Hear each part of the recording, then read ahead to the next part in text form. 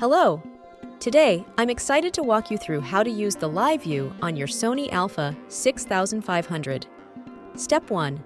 Power on your Sony A6500 by rotating the power switch located on the top right side of the camera. Make sure your battery is charged so you can use the live view without interruptions. Step 2.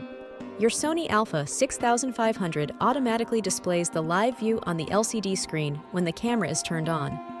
If the live view isn't showing, press the Finder Monitor button located next to the viewfinder. This button toggles the display between the electronic viewfinder and the LCD screen. Step 3. If you need to adjust what information is displayed in live view, press the Disp button located on the back of the camera near the top right corner. Pressing this will cycle through different display options such as a histogram, a digital level, shooting information, or a clean view with no overlays. Step 4. In live view, you can focus manually or automatically. For autofocus, half-press the shutter button to allow the camera to focus. For manual focus, switch your lens to manual focus mode, then adjust the focus ring until your subject is sharp. Step 5. Use the mode dial on top of the camera to select your desired shooting mode.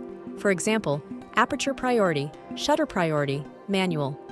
Adjust your aperture, shutter speed, and ISO by using the dials and buttons on the top and back of the camera to get the correct exposure, as viewed in the live display. Step 6.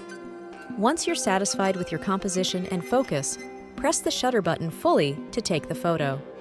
That's it!